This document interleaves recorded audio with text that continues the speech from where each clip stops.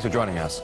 The row over Donald Trump's travel restrictions has spilled across the Atlantic, sparking heated debate among members of the European Parliament. I'm sure that it's a great shock to you to see that a genuinely elected Democrat is doing what he was put in to do. No, it is not because he is elected that he can go against human values and the values of the United States of America. It's about, fueling populism and nationalism for the moment, what the Trump administration is doing. Every time you dismiss them as racist or populists, this simply demonstrates an inability to offer a credible alternative. A travel ban can maybe give a temporary illusion of addressing the issue, but it can only create more frustration and anger. We need cooperation. Trump is motivated by protecting the United States of America from Islamic terrorism, whereas what has happened in this room and in governments around Europe is you have welcomed these people into your own homes. And the European Council President Donald Tusk has gone a step further and pushed back against Donald Trump, branding his administration an existential threat to the bloc, along with the likes of Russia, China, and, finally, radical Islam. Today we are dealing with threats which have previously not occurred, and increasingly, let's call it assertive China, especially on the seas, Russia's aggressive policy towards Ukraine and its neighbors, wars, terror and anarchy in the Middle East and in Africa, with radical Islam playing a major role, as well as worrying declarations by the new American administration, all make our future highly unpredictable. They're panicking, not only Mr. Tusk, who is appalled, by the way, and of course who puts Russia among the enemies. If Europe is disintegrating, which is unfortunately reality, it's not because of Mr. Trump. It's not because of ISIS, it's because the Europeans don't believe in it anymore, and that they don't deliver a good work, neither in Parliament, nor the Council, nor the European Commission. That's clear to all now. I mean, we could see the end of the euro this year, and we blame Donald Trump. I mean, this is ridiculous. The spectre of terrorism again looms large in France after a machete-wielding man shouting "God is great" in Arabic tried to force his way into the Louvre Museum in Paris.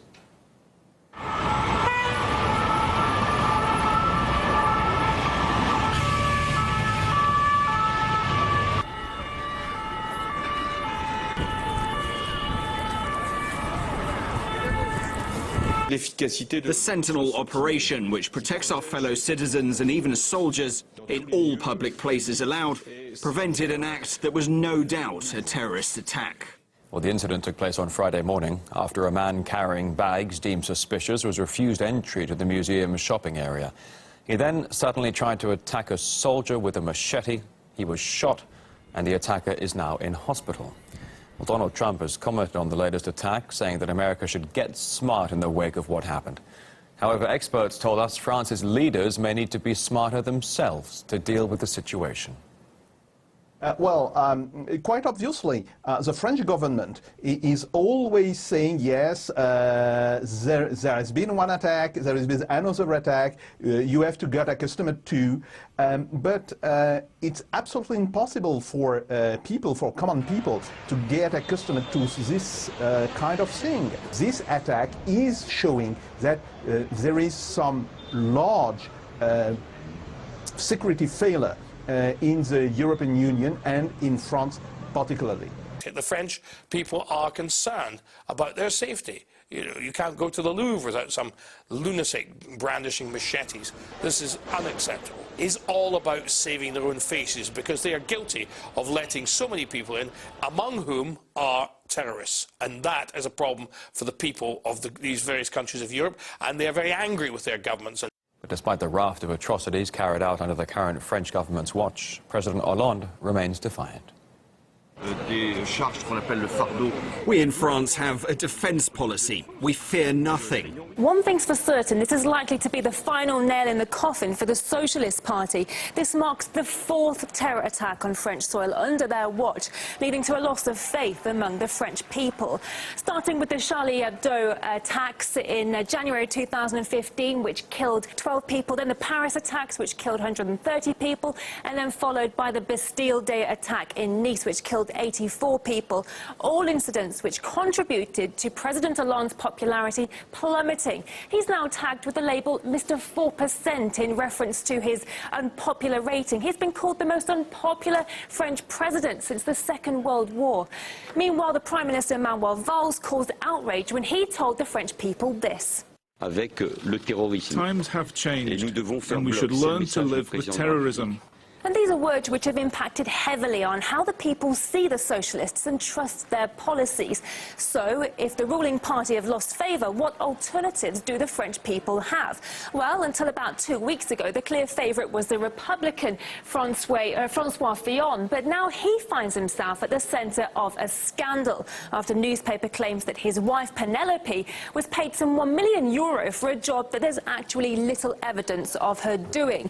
An investigation has been opened, but even if no evidence is found, the damage may have already been done. We've seen his reputation take a major hit, with his popularity rating really plummeting to 38%. But one candidate who may see this terror attack work in her favour is the National Front's Marine Le Pen. Quite a controversial figure for her stance on migrants, among other things, but controversial no longer means impossible. After all, the outspoken non-PC Donald Trump has just been voted President of the United States, and his stance on migrants, along with his recent travel ban, are things which Marine Le Pen has openly praised. So there is a chance that these are the kinds of policies that the French people could view now in a different light, if this means France will become safer. I think that the presidency of Mr. Hollande is a complete failure, and that we can see in France today. You had many terror attacks. It's a complete failure.